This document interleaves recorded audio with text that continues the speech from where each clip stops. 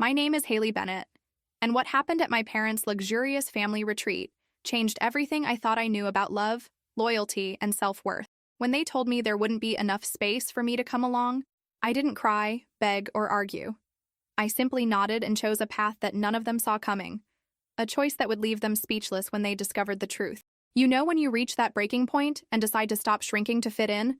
That was my moment. I'll tell you exactly how I turned their rejection into power. But first, don't forget to hit that subscribe button for more true stories that twist expectations and spark sweet revenge. When my mom called to share the exciting news about our annual family retreat, I already sensed something was off in her tone. I'd grown used to the subtle shifts in her voice, those pauses that warned me I wasn't quite included, but they hadn't figured out how to say it yet. This retreat was a family tradition, held every summer at a gorgeous lakefront estate my grandparents had left behind. It was the kind of place that smelled like cedar wood and childhood memories, a setting that once meant joy. I used to run through those halls with my cousins, barefoot and breathless, playing hide-and-seek until the stars blanketed the sky. But this year, apparently, the guest list had changed. She said it like a formality. "It's going to be a smaller group this year, sweetheart. You know, just your brothers and their wives. And the kids, of course." She hesitated, and my stomach dropped. Then came the infamous line, "There just isn't enough space this time, Haley." I wanted to ask her how a 7-bedroom house suddenly ran out of space for one daughter. But instead, I stayed quiet. I'd learned that asking questions around my family only led to long silences, awkward justifications, or worse, being made to feel like the ungrateful one. So I nodded, said no problem, and ended the call. I sat with my phone in my hand, staring at the screen, the silence buzzing in my ears louder than the rejection itself. It wasn't just about space. It never had been. I'd felt the shift ever since my brothers got married. Suddenly, my presence felt more optional, less essential. I wasn't part of a unit in their eyes.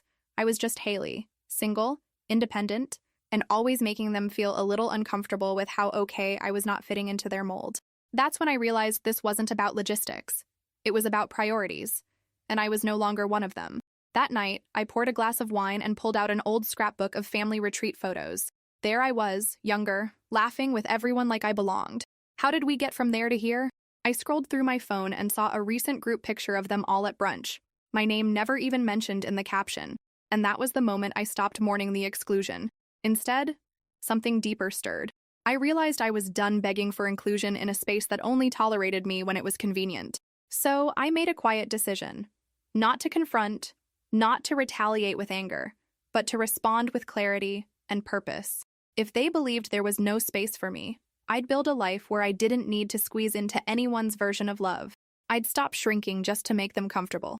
I didn't know how yet, but I was going to change the dynamic. I was going to show them what happens when the one they overlook finally takes the spotlight. And I wouldn't say a word until they came looking for me. If you've ever been made to feel like the backup option in your own family, make sure to subscribe, because these stories, they're for us. Growing up, I truly believed we were close. My parents weren't perfect, but they raised me to believe that love meant effort and that family always had your back. I remember Friday pizza nights, lazy Sunday drives, and the way Mom used to braid my hair before school. I didn't notice the cracks forming until I got older. It wasn't blatant. It was subtle. A missed birthday here, a forgotten milestone there. And then, over time, I became the understanding one, the independent one, the one who didn't need anything, so she got nothing. My brothers were the golden ones. Football trophies, big weddings, steady careers, perfect nuclear families. I loved them. I really did. But I couldn't ignore the way our parents' faces lit up when they walked into a room, the questions they'd ask, the support they'd offer without hesitation. Meanwhile, my accomplishments, college, moving across the country, publishing my first book, were always met with polite smiles and the classic, "That's so Haley," as if independence were a phase I'd grow out of, as if freedom were a cute rebellion instead of a conscious choice. What they didn't see was how deeply I craved that same warmth, that same open-armed welcome. I never said it out loud, but every visit home left me lonelier than before. I'd bring thoughtful gifts, listen to their endless stories about the grandkids, offer help, and still feel like a visitor in my own family. The retreat had always been the one time I felt like I belonged. It was tradition, and tradition meant predictability, right? But now, even that anchor had been pulled from beneath me. It wasn't just about the lake house. It was about what it represented. Continuity, connection, being seen, and I wasn't willing to let that be taken from me without deciding what it meant on my terms. If they didn't see me as a central thread in the family fabric anymore, then maybe it was time I wove something of my own. Something real. Something lasting. Something rooted in truth. I didn't want revenge. I wanted release. But before that could happen, I needed one thing first. A choice they couldn't ignore. And so I stopped waiting. I booked a week off work, rented a small cabin of my own 2 miles from the family retreat, and made plans of my own. They wanted to enjoy a family weekend without me? Fine. But they'd soon find out that the daughter they pushed away had become someone they didn't even recognize anymore. And maybe, just maybe, someone they regretted ever sidelining. I kept it quiet.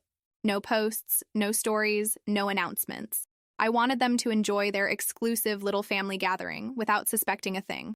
My cabin was tucked away behind tall pine trees, with a view of the same lake they'd be swimming in. I could hear their distant laughter sometimes, echoes of a family I used to feel a part of. It hurt, but it also steeled my resolve. I wasn't here to spy or stir drama. I was here to reclaim peace, even if I had to do it alone. The first day, I hiked a trail I'd loved as a kid, one that circled around the property. I stopped just short of the clearing near their house, heart pounding like a teenager sneaking out. I saw them from a distance. Mom handing lemonade to my sister-in-law, Dad grilling burgers while the grandkids squealed. I watched for a moment, letting the ache wash over me, then turned away before it turned into bitterness. That was their world now. Mine was being built just down the road. Back at my cabin, I pulled out my sketchbook.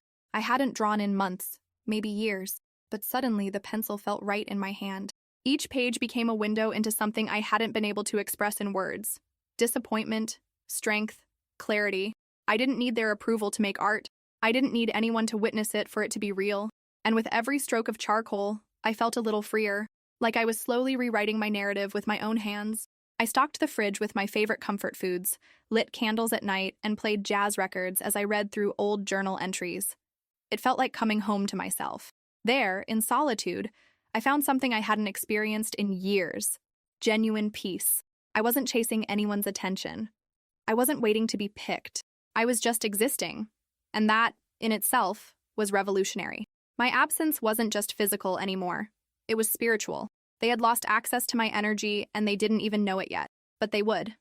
Not because I'd barge into their retreat or make a scene. No, I had something better in mind. I had a plan forming. A moment that would flip the story. And they'd never see it coming. It wasn't until the third day that I received the first text. It was from my younger brother, Noah, the only one of my siblings who'd ever really taken the time to understand me. "You up here this week?" he wrote. No context. Just 6 words that told me everything I needed to know. I stared at the screen, heart racing. Had someone seen me? Had they figured out I was nearby?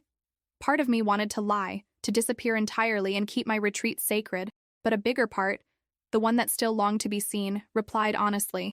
"I'm at a cabin down the road, just needed some space." Noah's response came quickly. "That's wild. I thought I saw you hiking yesterday." Wasn't sure. He didn't ask questions. He didn't interrogate. He simply added, "I get it." That's the kind of relationship we had. Quiet, respectful, and unspoken in ways that still held weight. He was the only one who'd ever attended one of my book readings. The only one who had a copy of every novel I'd published, dog-eared and worn like he'd actually read them cover to cover. In a family obsessed with prestige, Noah had always chosen presence. A few hours later, he showed up at my cabin with 2 coffees and a hesitant smile. "Didn't want you to feel like you were completely alone," he said, offering one of the cups. I took it, touched by the gesture. We sat on the porch, watching the lake shimmer in the late afternoon light. He didn't try to justify what our parents had done. He didn't minimize it or make excuses. He just sat with me. And in that silence, I felt something I hadn't felt in days. Validation. Not the kind that begs for attention, but the kind that affirms your truth. "I don't think they even realize what they've done," he said finally, his voice soft but steady. "They think they're being fair. They think you're strong enough to not need the same kind of support." I nodded slowly. That was the irony of being independent. They confuse it with invincibility. They treat your resilience like a reason to neglect you, assuming that you're fine because you always have been. But strength doesn't mean we don't bleed. It just means we've learned how to keep moving through the pain. Before Noah left, he hugged me. A real hug, not a polite one. "You deserve better," he whispered. I didn't cry until after he was gone. Not because of what he said, but because it was the first time someone from my own family actually acknowledged the ache I'd been carrying. For a moment, I let the grief in. Then I wiped my tears, stood tall, and returned to my sketch pad. I was no longer hiding. I was preparing. The days passed slowly but deliberately. Each morning, I'd rise with the sun, make coffee, and sit on the porch journaling. I began to reflect on the countless times I'd swallowed my hurt to protect other people's comfort. The birthdays where no one called. The holidays where my gifts felt like afterthoughts. The family dinners where I was talked over or ignored entirely. I'd buried those moments deep under layers of understanding. But here, alone by the lake, they rose to the surface one by one. I thought about the version of me my family saw. The artist, the single woman, the free spirit. They didn't see the woman who worked 2 jobs to pay off her college debt. They didn't see the late nights filled with deadlines, edits, and cold coffee. They saw someone who didn't follow the blueprint they deemed successful, so they wrote me off as someone who didn't belong in the room.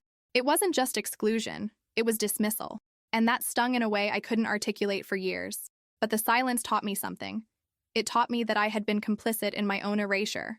Every time I said, "It's okay," when it wasn't. Every time I made myself small to avoid tension. Every time I told myself it didn't matter. I reinforced their version of me. I thought I was keeping the peace, but really, I was building a prison. A cage of compliance built from my own words. And for the first time, I didn't want to protect their comfort anymore. I realized I wasn't waiting for their approval. I was waiting for permission to be angry. And when it finally came, it didn't look like rage. It looked like clarity. It looked like space, solitude, and reclaiming the parts of myself they'd tried to edit out. I wasn't a side character in their narrative. I was the author of my own, and I had the pen in my hand now, writing a story they didn't get to control anymore. This wasn't about them. It was about me stepping into the light they tried to dim. The irony was they hadn't even noticed I was gone. Not one text from Mom. Not one, "Are you okay?"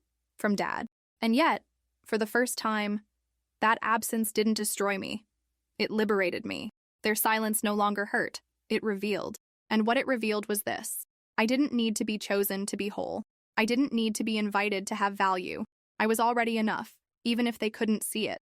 Especially because they couldn't see it. By the end of the week, something had shifted. I wasn't looking toward their house anymore. I was looking inward. I had stopped hoping for texts that wouldn't come. Stopped planning conversations that would never happen. Instead, I was thinking bigger. What if this cabin wasn't an escape, but a beginning? What if I could create something rooted in the very things they had ignored? What if I built a space that welcomed people like me, those who'd been pushed aside, forgotten, minimized? That idea lit a fire in me. I started outlining what that could look like. A retreat, maybe, not for families, but for creators. For women who needed a safe space to be seen. I envisioned quiet mornings with journaling prompts, shared meals, fireside conversations about healing and purpose. It would be inclusive, expansive, honest, everything my family's retreat had stopped being a long time ago. It would be the space I had always needed and never found. I didn't have all the logistics figured out, but I had the vision, and that vision gave me energy like nothing else. I spent hours sketching logos, brainstorming names, mapping out the feeling I wanted guests to leave with. This wasn't revenge. This was reclamation. I wasn't trying to mirror their exclusion.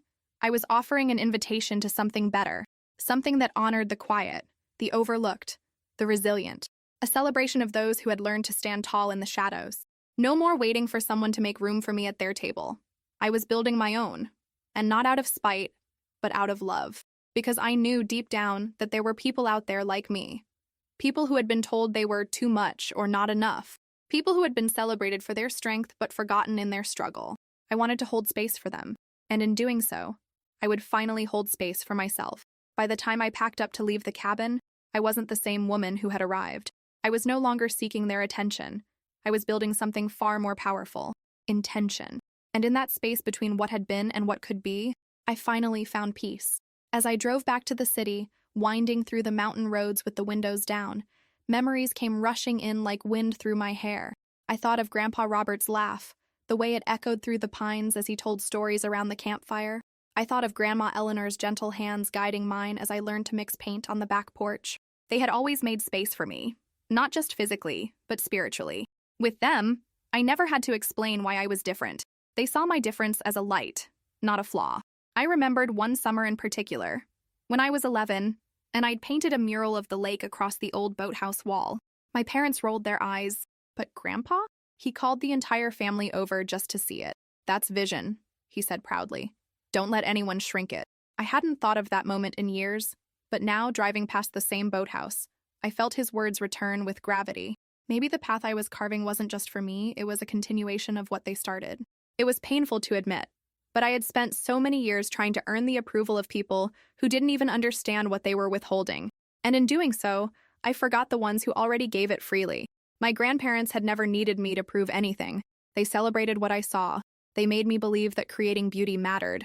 Their belief was the foundation of everything I'd built. It just took their absence, and my family's rejection, for me to finally see it clearly. Somehow, I had begun to associate family with resistance, with rejection, with proving. But it hadn't always been that way. Once upon a time, family meant Saturday morning pancakes with Grandpa humming jazz as he flipped them. It meant Grandma reading poetry by the fire while we sipped tea and watched the snowfall. That was family too. The good version. The real version. And if it once existed, then maybe, just maybe, I could recreate it in a new form, outside the walls of the family that had forgotten. As I reached the city and the skyline came into view, I whispered out loud to no one in particular, "Let's build something that honors them." It was the beginning of a vow, not a vengeful one, but a sacred one. If my family no longer made space for the love they once carried, I would resurrect it myself. I would gather those who believed in presence over prestige, connection over appearances. I would light the same kind of fire Grandpa had kindled so many years ago, and I would start by believing in my vision again. Back in my apartment, I dove into the work. Not the kind that paid the bills, though that too, but the deeper kind, the soul work. I started sketching outlines of what this new retreat could be. I wasn't trying to mimic what they had. I wanted to reimagine it completely. This would be a haven, not a vacation. A space where people could arrive heavy and leave lighter, where healing would meet creativity and be held with reverence. I thought about the people I wanted to invite. Not just friends, but soul mirrors. The ones who had held me through silent battles. Grace was a given. She'd believed in me since day one. Then there was Camille, a fellow artist who had turned grief into breathtaking sculpture, and Tariq, a musician who played piano like he was praying. Each person would bring not just talent but testimony, evidence that beauty rises from brokenness. Every night after client meetings and admin work, I returned to the retreat blueprint. I mapped the flow of the week. Arrival rituals, creative workshops, storytelling circles under the stars. Each detail was intentional. I wanted this to feel like a soft landing for those who were used to bracing for impact. I wanted it to be the place I had always longed for when I stood on the outside looking in. The more I created, the more my inner voice returned. That voice that had grown hoarse from years of not being heard. It came back stronger now, clearer, and with it came confidence. Not arrogance, but a deep, steady assurance that I was building something sacred, something not everyone would understand, but that the right people would feel instantly. I didn't need the world's applause. I needed resonance. It became clear.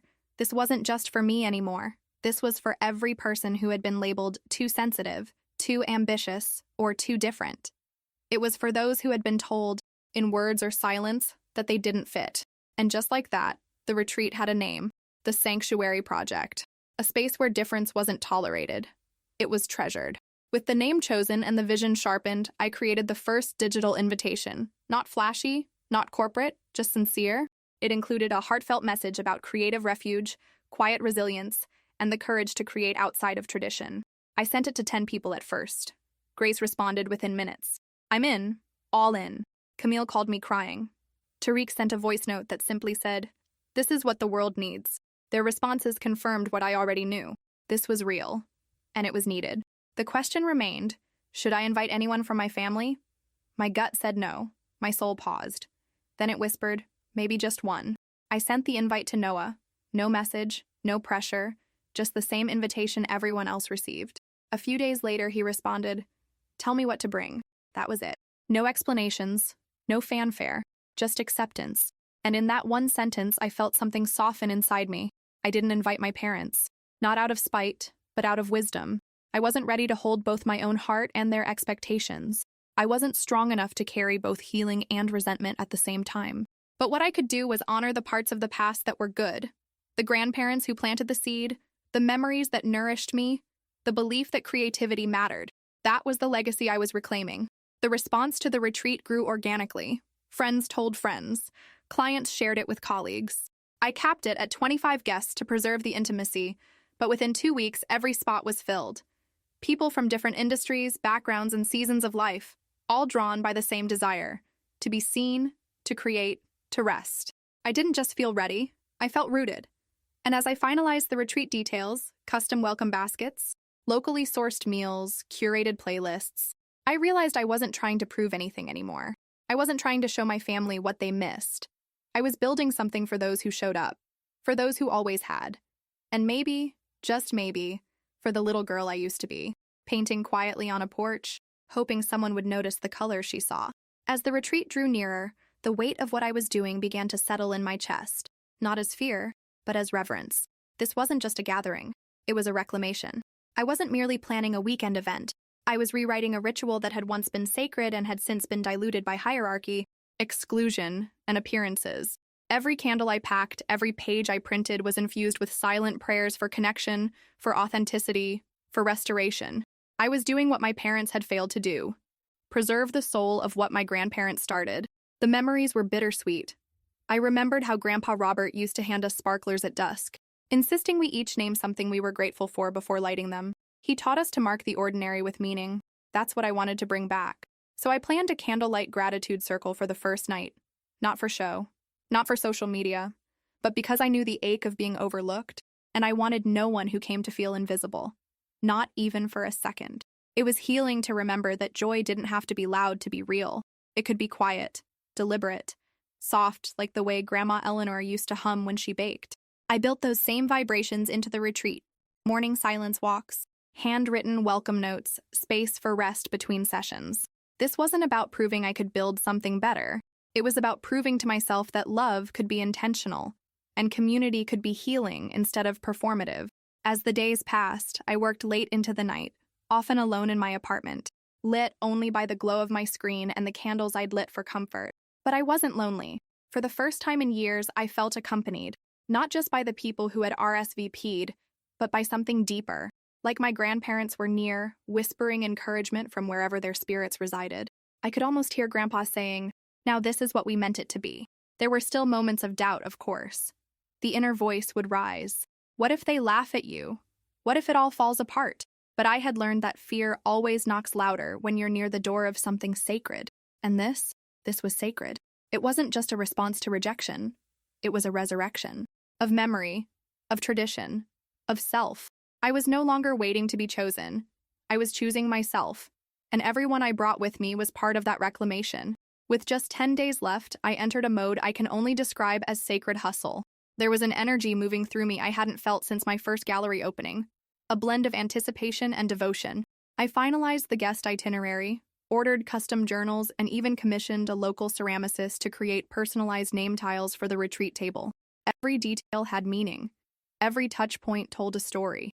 It was more than aesthetic. It was emotional architecture. Each night I rehearsed the opening welcome in my mind, imagining the faces that would be seated in front of me. People who weren't there to judge, compare, or exclude, but to connect, breathe, create. I thought about how different this felt from the old family retreats. Those were always so curated. Photos posed, conversations surface level, joy conditional. Here, I was creating a space where people could be messy and magnificent all at once. I was building a sanctuary, not a showroom. The week before the retreat, I visited the property in person for the final walkthrough. As I stepped onto the deck and looked out at the lake, my breath caught in my throat. The view hadn't changed. It was still that same stretch of water Grandpa once pointed to and said, "This is where we begin again." But I had changed. I wasn't the girl hoping to be included. I was the woman crafting something bold, something beautiful, something hers. The property owner handed me the keys with a smile and said, "You're going to do something special here. I can feel it." And for the first time, I believed it without hesitation. I didn't need permission anymore. I didn't need an invitation. I had given myself one. That shift, from waiting to initiating, was the real breakthrough. The retreat hadn't even begun, and already it had changed me. That evening, as I drove back through the hills with the windows down, I cried. Not from sadness, but from release. The weight of 1,000 unsaid things had finally found voice in what I was building. I wasn't just preparing for a retreat. I was reclaiming my worth. One small act at a time. Power, I realized, doesn't always roar. Sometimes it whispers through paper menus, hand-picked playlists, and a house filled with intention. The morning of the retreat's opening day, I woke before sunrise. The sky outside my window was still a velvet navy, tinged with gold at the edges. I stood barefoot on the deck of the lake house, wrapped in a soft shawl, coffee steaming in my hands. The stillness was profound, sacred, the kind of quiet that felt like the world was holding its breath. And in that silence, I felt something shift, not outside me, but within. I wasn't nervous. I was ready. One by one, the cars arrived. Grace's familiar laugh rang out first, followed by Tariq's melodic voice as he unpacked his keyboard. Then Camille, holding a bouquet of wildflowers she had foraged on the way. With each arrival, the energy in the house changed. Richer, deeper, electric with purpose. These weren't just guests. They were co-creators of something holy. We weren't here to impress. We were here to be real. The welcome dinner that night was unlike anything I'd ever experienced. Not because of the food, though the local chef had outdone herself, but because of the energy. We sat at a long table under string lights, every face lit by candle glow and gratitude. I stood to speak, voice trembling, and simply said, "Welcome to the space we didn't wait to be invited into. Welcome to what happens when we create anyway." The applause wasn't loud. It was tender. It was enough. After dinner, we gathered around the fire pit. Grace shared a poem. Camille told a story about her late sister. One by one, people offered parts of themselves that were usually hidden. And as I looked around the circle, I saw something I hadn't seen in years. Not performance, not positioning, but presence. We weren't networking. We were remembering who we were before the world told us who we should be. That night, as I climbed into bed, I felt more whole than I had in a long time. I hadn't just hosted a retreat. I had opened a portal, a doorway into a different kind of family, one that didn't demand assimilation or perfection, one that celebrated difference as a doorway, not a defect. And somewhere in the back of my mind, I could almost hear my grandmother's voice whispering, "Now this. This is how you come home." The next morning, as the smell of fresh coffee and pine filled the air, I opened my phone and was met with a flurry of notifications. My heart rate quickened. It wasn't just my retreat guests sharing photos and stories. It was my siblings. Blake had messaged, "What is this retreat thing? That place looks amazing." Amanda had written, "Mom's asking why Heather is with you and not at the family house." I stared at the screen, not surprised, but unsettled. The ripple effect had begun. Instead of responding, I tucked my phone away and joined the others for morning yoga. On the deck, overlooking the still lake, I felt the contrast so clearly. Peace within, chaos without. For years, my worth had been tied to those external messages, scrutinized, interpreted, agonized over. But here, in the presence of people who saw me, I didn't need to explain myself. I was no longer performing the role of the black sheep. I was rewriting the script. Later that day, while helping Miranda set up for the pottery session, I received another message, this time from Brian. It was short. "Didn't know you were doing something this week. Looks amazing." I could feel the unspoken. Why wasn't I invited? The irony was sharp. The very people who excluded me were now beginning to feel excluded themselves. And I hadn't done it out of spite. I had simply created a space where I belonged. And that, to them, was more jarring than any confrontation. At lunch, I shared the updates with Grace and Heather. "They're noticing," I said, not with glee, but with a strange mix of melancholy and validation. Heather sipped her iced tea and nodded slowly. "They never imagined you'd stop trying to be included. That's what's shaking them." Grace added, "Because when you stop chasing approval, you start showing them the mirror." Their words rang true. I wasn't ignoring my family. I was simply done begging to belong. That evening, I posted another photo, a moment of joy captured from our watercolor workshop. The caption read, "This is what happens when you stop shrinking and start creating. Create your place." It wasn't for them, but I knew they'd see it. And more importantly, I knew I no longer needed their permission to exist boldly. What they did next wasn't my responsibility. I was finally living in a space I had built, with intention, not apology. On the third day of the retreat, just after our group returned from a serene boat tour of the lake, I saw her standing on the dock, elegant, silver-haired, with a camera slung over her shoulder. It took me a second to register who she was. Great Aunt Eleanor, my namesake, my grandmother's rebellious sister, the one who always sent me postcards from foreign countries as a child. I hadn't seen her in years, but something in her presence felt deeply familiar, like lineage remembering itself.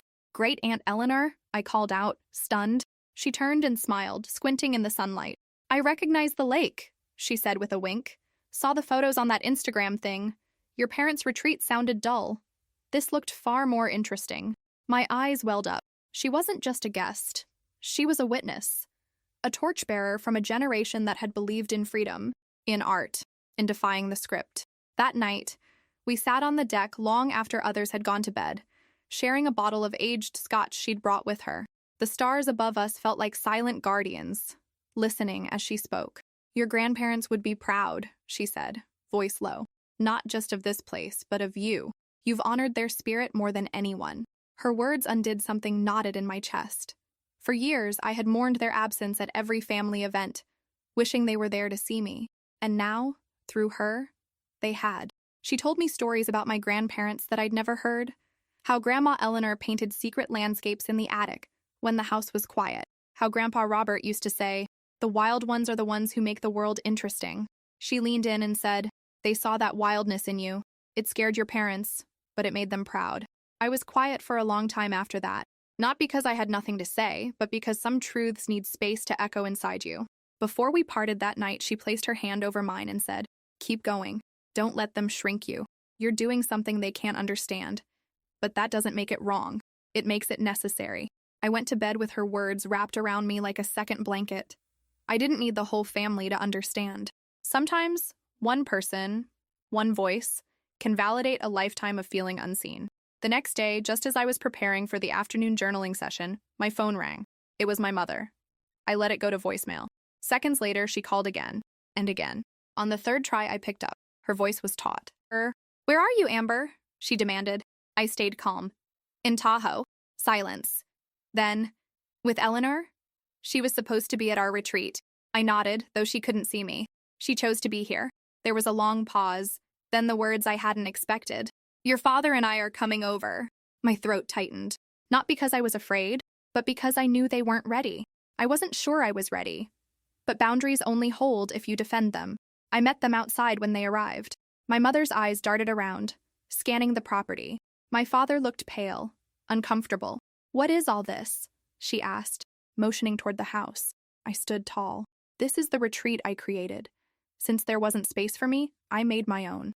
My father's brow furrowed. "We only said that because we assumed you were busy." I cut him off gently but firmly. "You invited 118 people, Dad, and rented extra properties. Let's not pretend this was about space." My voice didn't shake. I wasn't bitter. I was done gaslighting myself into accepting their excuses. They stood there, silent. For the first time, I watched my father's face soften. Not in shame, but in recognition. He looked through the windows and saw my guests laughing inside, saw Grace guiding someone through a painting, saw people gathered in the kitchen, joyful and free. "And Heather's here too?" he asked. I nodded. "She chose to come. She said it felt more like what the retreats used to be." My mother flinched. "I didn't do this to hurt you," I added. "I did it to stop hurting." That landed. I saw it in their eyes. For years, I had been pleading in silence. Now I was speaking clearly, with my life as the proof. I invited them to join us for dinner, not as parents coming to correct me, but as guests entering a space built on authenticity. Whether they stayed or not wasn't the point. The point was, I had finally chosen me. That night, my parents arrived again, this time dressed a little more subdued. No confrontation, no condescension, just quiet uncertainty. I welcomed them with a nod and led them to the long table on the deck, where guests were already seated under twinkling lights. Sophia had outdone herself. Handmade pasta with wild mushrooms, paired with a crisp white wine. I could see my mother's eyes dart from plate to plate, absorbing the elegance. As the meal unfolded, the conversation flowed as it had every night, with laughter, vulnerability, stories of risk and creativity. One guest shared how they'd quit their corporate job to pursue sustainable fashion. Another spoke of their healing journey through dance. My parents sat stiff at first, but gradually they softened. They listened. They watched. They saw the version of me they'd never bothered to meet, the one who thrived in spaces like this. At one point, Aunt Eleanor raised her glass. "To Amber," she said, "for not waiting for a seat at the table but building one with her own hands." The table erupted in cheers. I saw something flicker across my father's face, something resembling pride. My mother, meanwhile, looked around at the guests, like she was seeing something unfamiliar and strangely beautiful. Perhaps for the first time they understood this wasn't just a petty rebellion. It was legacy work. When the meal ended, my mother lingered as others helped clear plates. "Next year," she said quietly, "we'll make sure there's space for you at the family retreat." I smiled gently but didn't answer, because I didn't need promises anymore. I had created something real, something no invitation could ever give me. If they wanted to be part of this, it would be on different terms, mutual respect, no shrinking. That night, I stood at the edge of the deck, watching the lake ripple under the moonlight. Grace joined me, wrapping an arm around my shoulder.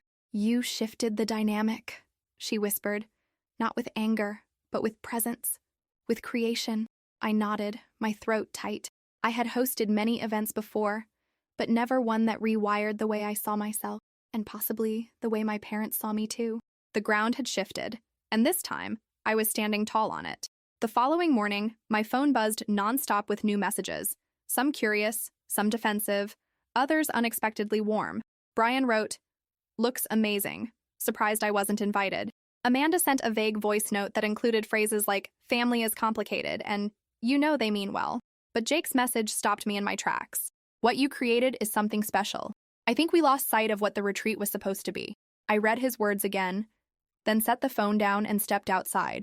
The house was already buzzing with energy, ceramics being glazed on the patio, guests journaling on the dock. I had wanted my family to see me, but now something else had taken precedence. I wanted to see myself in full light, unapologetic, no longer asking to be acknowledged, but acknowledging myself. That shift was profound and irreversible. Midday, as I organized supplies for the closing circle, I heard a car door slam. I turned and saw Blake walking toward me, wearing sunglasses and carrying a duffel bag. "Told Mom and Dad I needed air," he said with a sheepish grin. "But really, I needed to see this, to see you." I smiled, surprised and touched. He wasn't here for drama. He was here for curiosity, maybe even redemption. I showed him around, let him meet the people who had shown up for me without condition. He walked the grounds slowly, taking in the beauty. "This is peaceful," he said. "It's the first time I've exhaled in weeks." Something in his voice told me he wasn't just talking about the scenery. He joined us for dinner that night, seated between Grace and Heather, and I watched as he asked sincere questions, laughed openly, let go. The family narrative was shifting, not because I forced it, but because I gave it a new story to respond to. That night, after guests had gone to bed, Blake and I sat on the porch like we used to as kids, legs dangling off the edge. "I'm sorry," he said, voice low, "for not seeing you, for going along with it." I looked at him, not as the golden twin or the family lawyer, but as my brother. "We all did what we thought we had to," I replied. "But now, we get to choose differently." He nodded slowly. The path ahead wasn't clear, but it was open, and that was enough for now. On the final morning of the retreat, the sun rose slowly over the lake, casting gold across the surface like a blessing. Guests gathered in the great room, seated in a circle on cushions. It was time for our closing ritual, something I had borrowed from art school but infused with my own spirit. One by one, guests shared what the week had meant to them. Some cried, some laughed. All spoke from a place of deep authenticity. When it was my parents' turn, my father cleared his throat, visibly nervous. "I'm not used to spaces like this," he said. "But I want to thank Amber. I've learned more in 3 days here than I have at dozens of our retreats." My mother followed, eyes glossy. "I didn't understand your world," she admitted. "But now I'm beginning to see it. Thank you for not giving up on us entirely." Their words weren't perfect, but they were real, and I accepted them. Afterward, as guests packed and hugged goodbye, my parents pulled me aside. "Dinner next week?" my mother asked. "Just us. To talk more." I paused, measuring her tone. There was no manipulation, no agenda, just invitation. "Okay," I said, "but I'm not going to change to earn your love." My father looked me in the eye and replied, "Maybe it's us who need to change." It wasn't a guarantee, but it was the most honest thing he'd ever said to me. Heather was one of the last to leave, hugging me tightly. "I'd forgotten what it felt like to just be, without performing," she said. "Thank you for reminding me." Blake loaded supplies into my car, promising to call. I stood alone on the deck after the last car pulled away, letting the silence settle like mist. The retreat had ended, but something had begun. A reclamation of space, of voice, of legacy. As I locked the doors to the property, I looked out at the lake one last time. The water shimmered, unchanged yet completely transformed by everything it had witnessed. Just like me, I wasn't waiting anymore. I wasn't asking anymore. I was creating, with purpose, with courage, and with the knowledge that I had built something that mattered. And from this point on, I would never again shrink myself to fit where I didn't belong. In the days that followed the retreat, I began to notice subtle shifts in how my family engaged with me. Not dramatic changes, but curious nudges, hesitant glances, cautious messages. It was as though they'd witnessed something they couldn't quite process, something outside the usual framework of how they defined me. Blake, still basking in the calm he'd found during his brief stay, sent a string of texts with questions about creativity, purpose, even therapy. Heather called one morning just to talk. No agenda, no updates about our parents, just her and me, rebuilding the sibling bond we'd both missed. But for others, the silence was louder than ever. Brian didn't respond at all. Lily sent a short looks cool message on Instagram and disappeared again.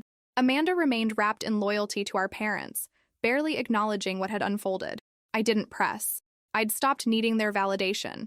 The beauty of finally seeing your own worth is that you no longer beg for scraps of recognition. I wasn't performing anymore. I was living. And the door was open for anyone ready to meet me where I stood. I also received an unexpected email from a distant cousin I hadn't seen since childhood.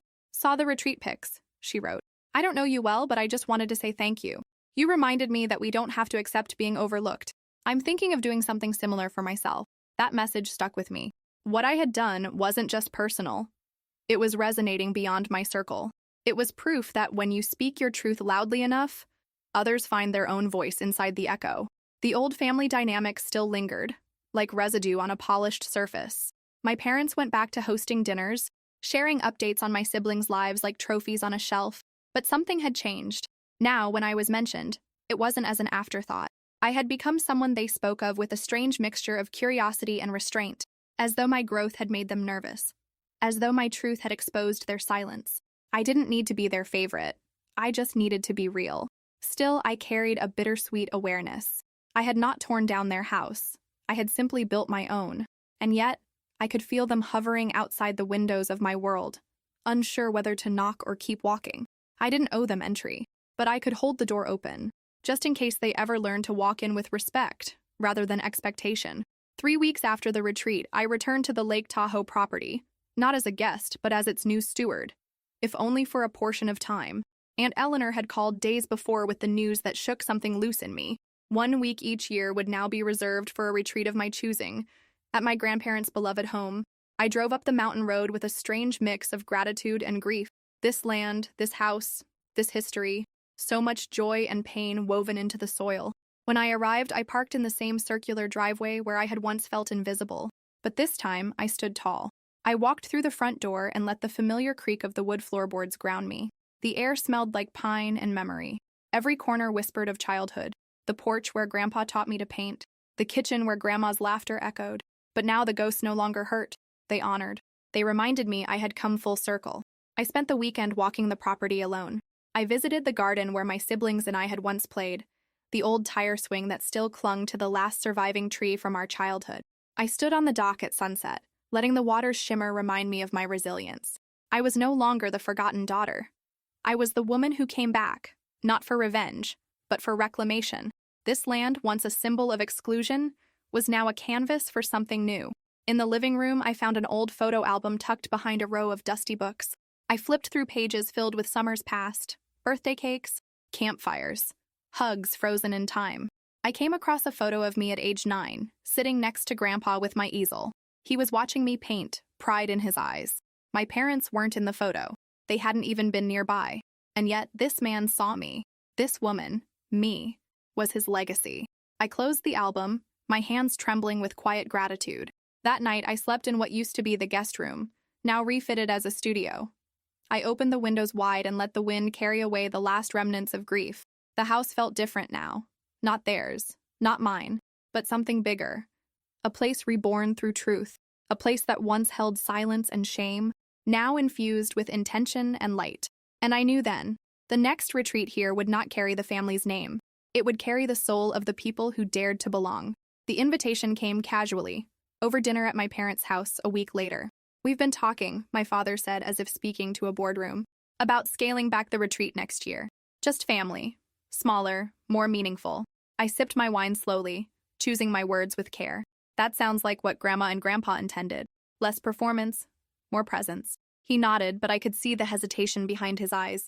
He wasn't sure if I would trust him again. He wasn't sure if I should. My mother chimed in next, offering a rare vulnerability. We'd like you to come. Not because of pressure, but because we want to try again. Differently. Her voice wavered near the end. And for the first time, I believed she meant it. There was no bargaining chip in her hand this time, just an open palm. The tension in my shoulders loosened slightly, but not entirely. Scars don't vanish overnight. I'd been shut out too many times to forget that easily. I'm not saying yes, I replied gently, but I'm open to talking more. This isn't about whether I forgive you. It's about whether we can grow from here. They nodded again. And it hit me then. This was the bridge I'd been waiting for. Not one built by my parents alone, but one I had helped design, stone by stone, through truth-telling and boundary setting. This wasn't a reunion. It was reconstruction. Later that evening, I sat on their patio and watched the city lights flicker in the distance. I felt no anger, no need to rehash the past, just a cautious hope that maybe, just maybe, the years ahead could look different from the ones behind us. I knew it wouldn't be easy. Trust would take time, but bridges are meant to be tested by weight. If they hold, they're worth crossing. If they collapse, at least you know you tried with integrity. As I left their house that night, my mother hugged me tighter than usual. "We love you, you know," she said quietly. "Even if we haven't always shown it the right way." I didn't respond. I didn't need to. Because love isn't proven through words. It's proven through space, through consistency, through the willingness to see someone not as you want them to be, but as they truly are. That's the love I was finally learning to accept, and the only kind I'd offer in return. What I hadn't expected was how far the retreat's influence would spread. Within weeks, I began receiving invitations to speak at creative conferences, participate in community-building panels, and even contribute to a book about artistic leadership. Each opportunity felt like a ripple from the stone I'd thrown into the still waters of my family's silence. The retreat had never been about publicity, but now that light was shining on it, I welcomed it, because it wasn't spotlight. It was truth, and truth, when shared, has a way of expanding beyond our control. Emails poured in from attendees who were still processing their experiences. One woman wrote that she'd gone home and ended a toxic relationship she'd been too afraid to leave. Another said she started therapy after years of denial. A young graphic designer shared that she'd launched her own side business, inspired by one of the retreat sessions. These weren't surface-level transformations. They were seismic shifts. I had hoped the retreat would heal something in me, but it had started to heal others too. That humbled me deeply. Grace and I decided to start planning the next Creative Minds retreat months earlier than expected. The idea was no longer a one-time act of defiance. It was becoming a tradition, a sacred space for self-expression, connection, and rest. We opened early applications and within days had a waitlist. It was surreal. I'd spent so long trying to fit into rooms that didn't want me, and now I was creating rooms that people were fighting to enter. Not out of ego, but out of shared need. A hunger for authenticity, creativity, and real human presence. Even my design business evolved. Clients who had seen my leadership at the retreat began referring me to high-profile opportunities. One brand consultant even said, "It's rare to find someone who can curate not just visuals, but experiences that shift how people feel." That's what I had become. Someone who didn't just design things, but designed energy, designed safe space, designed belonging. It wasn't about fonts or colors anymore. It was about helping people feel seen. I realized then that this wasn't just my story. It was a movement. One born out of pain, yes, but sustained by purpose. I didn't need to fight for recognition in my family anymore because I had found my voice in the world. And when your voice echoes with truth, the people meant to hear it always do. I had become a creator of refuge, not just for myself, but for anyone who had ever been told there wasn't enough space for them. One afternoon, as I prepared a pitch for a new branding client, I got a text from Heather. "Thinking about you today. Just wanted you to know I see you." I stared at the message for a while before responding. In our family, love had always been loud but selective. Heather's quiet gesture broke that mold. It wasn't dramatic. It wasn't performative. It was something better, steady and real. A whisper that cut through decades of noise. The retreat had changed her too, she later admitted. Being around people who honored their gifts without apology had unsettled something in her, shaken loose the part of her that had been buried under our parents' approval game. She started painting again, just for herself, nothing serious. "I forgot how peaceful it made me feel," she said over coffee. "Thank you for reminding me. I didn't realize I had, but that's what quiet revolutions do. They shift the world softly, one soul at a time." I started hosting small creative circles in my San Francisco studio. No agenda, no deliverables, just people gathering to make, talk, laugh, reflect. Some weeks we painted, others we collaged. One night we wrote letters we'd never send.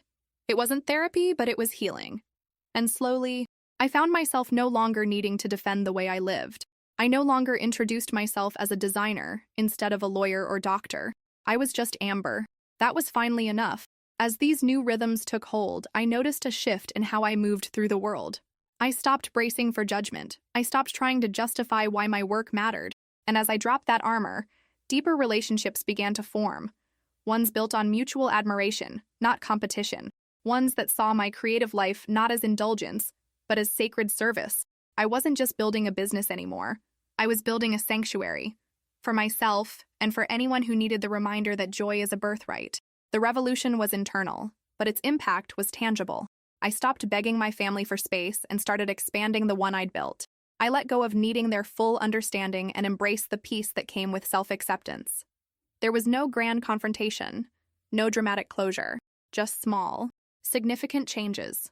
A text, a cup of coffee, a circle of creators gathered under string lights. That was enough. That was everything. It was a Friday night when I received an unexpected message from Jake. Saw the feature on your studio and design quarterly. Proud of you, sis.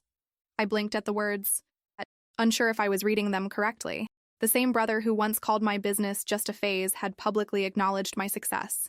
Not in front of our parents, not in a family group chat, but directly to me. It felt good. Not because I needed it, but because it was finally real. I thought back to our childhood summers, how he used to lead the games, organize the treasure hunts. He had always had leadership in him, but it had been channeled into expectations instead of expression. Maybe my retreat had shown him another way to lead, through presence, not performance. We ended up having lunch the next week. No drama, just shared stories, some laughter, a few honest moments. When I showed him the retreat photos in person, he said, "I think Grandpa would have loved this." I believed him. Meanwhile, Amanda remained distant. Her loyalty to our parents was still strong, perhaps too much to allow any cracks of doubt to form, and that was okay. Healing doesn't require everyone to come along. It just requires that you keep walking. Some bridges take time to rebuild. Others aren't meant to hold weight again. I released the hope that she would change and instead embraced the life that no longer depended on her understanding. Living in the light meant more than just success. It meant softness. It meant forgiveness without forgetting. It meant allowing joy without explanation. My apartment no longer felt like a refuge from pain. It had become a celebration of resilience. Every wall told a story. Every piece of art whispered, "You're allowed to take up space." I'd finally become the kind of woman my younger self needed to see. Not just talented, not just strong, but whole. And maybe that's what this journey had been about all along. Not just reclaiming space, not just confronting exclusion, but becoming the kind of person who doesn't wait for permission to live fully, who creates light in the darkness, even if no one claps for it. Especially then. I no longer needed the applause. I had become my own standing ovation. Back in San Francisco, I saw my life with new eyes. I no longer needed to chase spaces that refused me. That retreat had reset something deep inside me. The pain didn't vanish, but it changed shape. It became fuel instead of weight. I had faced my past and chosen to write a new story.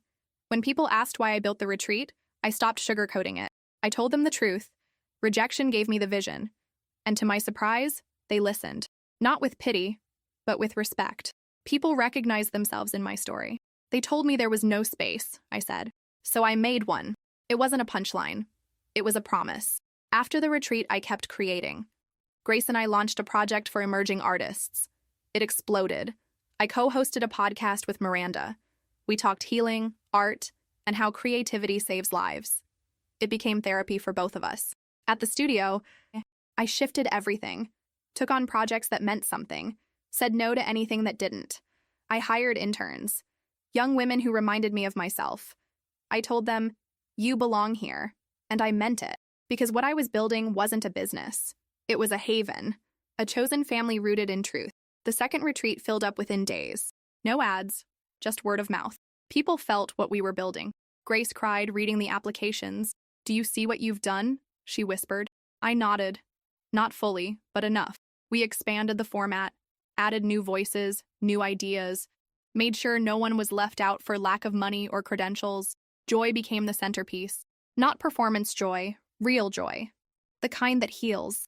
And standing in the middle of it, I felt peace. I didn't miss the old table.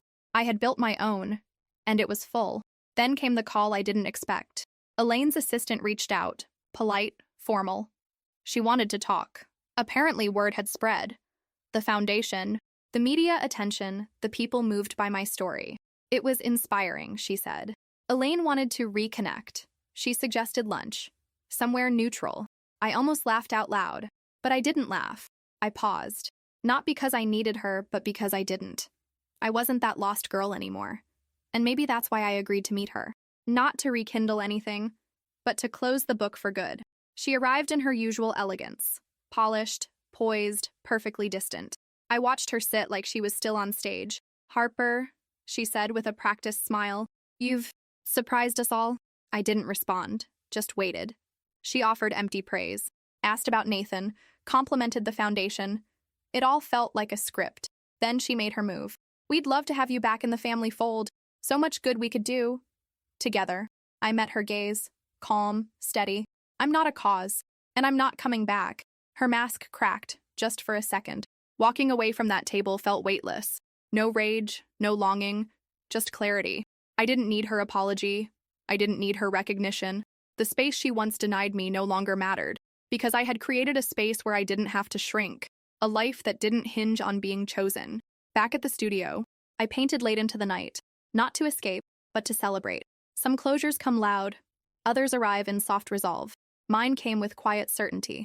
I had outgrown their smallness. The foundation grew faster than we expected. What started as a tribute became a movement.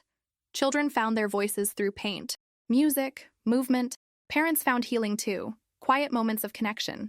We weren't just offering therapy, we were offering dignity, a place to feel, to rebuild, to hope. Nathan and I kept our promise, to honor my father's name, not the part they weaponized, but the part that loved, the part that believed in me, before it all got lost in manipulation, silence, and wealth games. Our home became a refuge, not just for us, but for those who'd been discarded by bloodlines and expectations. Chosen family dinners, open-door Sundays, gallery nights with kids who never imagined being seen. It wasn't performative. It wasn't curated for status. It was messy and real and beautifully ours. Nathan's parents came often. His sister brought her foster son, who painted dragons with wings like broken glass. No one asked about Elaine. She had become irrelevant, a ghost in a story we no longer lived in. I stopped needing to explain myself. I stopped waiting for people to change or to come around. There was power in that. In silence, that wasn't empty, but full of peace. Some relatives still tried. Invitations, messages wrapped in guilt. I didn't return them, not from spite, but from wisdom. Not everyone deserves a second entrance. Not every bond is worth preserving. Sometimes healing means letting the wound close without reopening it for validation. Elaine never reached out again. Not once. No apology. No explanation. But I saw her in the society pages. Her smile a little tighter, her eyes not quite meeting the camera. I didn't feel anger. I felt nothing. And that was the most freeing part of it all. Because I had once begged for crumbs, for acknowledgement, for love. Now I couldn't imagine going back to that hunger. I was full in ways she would never understand. When we opened the scholarship wing for artistic therapy, we named it after my mother, Rachel's room. It was the first time I said her name in public, not with grief, but with pride. Kids touched her name on the plaque and asked, "Who was she?" I told them. She believed in beauty that healed. She never met Nathan, but somehow I think she'd love him and what we built, not just for me, but for everyone who never had a voice at the table growing up. Looking in the mirror, I saw her, me, the girl I used to be, waiting in the shadows. I reached for her, not to erase her, but to tell her we made it. We became the woman we dreamed of. The world tried to convince me I was small, replaceable, a background extra in someone else's story. But here I am, center stage in my own life, no spotlight needed, just truth, and the kind of strength that doesn't demand to be seen, but changes everything when it is. It started with flowers, then polite emails, then sudden coincidental run-ins at public events. Relatives who hadn't spoken my name in years suddenly remembered they missed me. Not me, actually. They missed proximity to the man who stood beside me at the gala. They missed relevance, influence, the glow of someone else's spotlight. And for the first time, I didn't feel a thing. Not anger, not bitterness, just awareness. Elaine wrote me a letter, handwritten in her cursive I used to envy as a child. She didn't apologize directly, just floated phrases like, "I hope we can rebuild," and family ties. There was no mention of the gala, no mention of calling me a waitress, just nostalgia, hollow memories she tried to offer like currency. But I'm not for sale. Not anymore.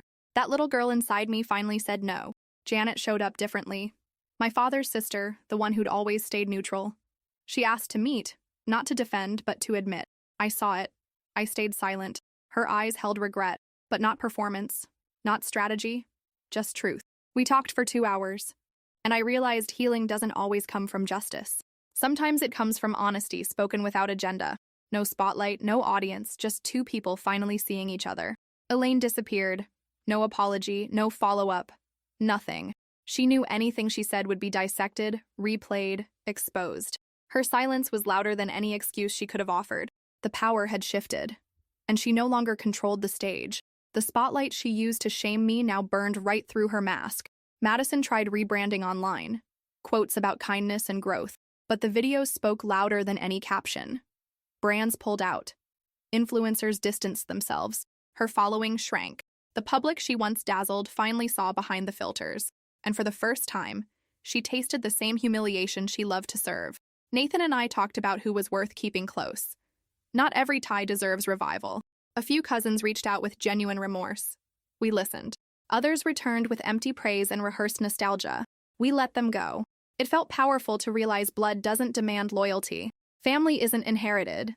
It's chosen. Intentionally, wisely, and with boundaries. 6 months later, we launched the Thomas Matthews Art Therapy Foundation, named after my father, reclaimed in purpose, not pain. We built it for children navigating grief, just like I had. Every brushstroke, every workshop whispered, "You are not alone." It wasn't about revenge. It was about healing forward and helping others rise. For years, I thought healing meant forcing people to finally accept me. But now I understand. Healing is choosing yourself even when they don't. Walking out of that gala wasn't a defeat. It was a declaration. Not just to them, but to myself.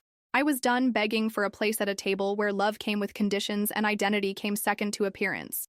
There's a certain power in realizing that family isn't defined by blood, it's defined by behavior. The people who cheer for you quietly, who offer support without strings, who see your potential long before your glow-up, that's your tribe. It took me years to stop mourning the family I didn't have and start building the one I deserved. That's how you win. That's how you heal. If you're sitting in silence, feeling forgotten, watching others get celebrated while you're treated like an afterthought, please hear this. Your worth isn't hidden. It's just not recognized in the wrong rooms. Walk away from the people who need you small to feel big. Don't argue with those who rewrite history. Instead, go build your future. And let it be louder than their lies ever were. To those who are still healing, I want to say this. The pain doesn't vanish, but it does evolve. It becomes fuel. It becomes clarity. And one day, it becomes a foundation. Not one they gave you, but one you laid brick by brick with your own resilience. That's where real legacy begins. Not in what they left you, but in what you chose to create in spite of them. If this story resonated with you, I'd love to hear your experience. Drop a comment below. Have you ever had to walk away from the people who were supposed to love you most? Did you find strength in your own journey? Like this video? Share it with someone who needs this reminder. And subscribe to the channel for more stories about reclaiming your worth, standing tall in uncomfortable spaces, and choosing love that doesn't need validation. Because the most powerful revenge is living free.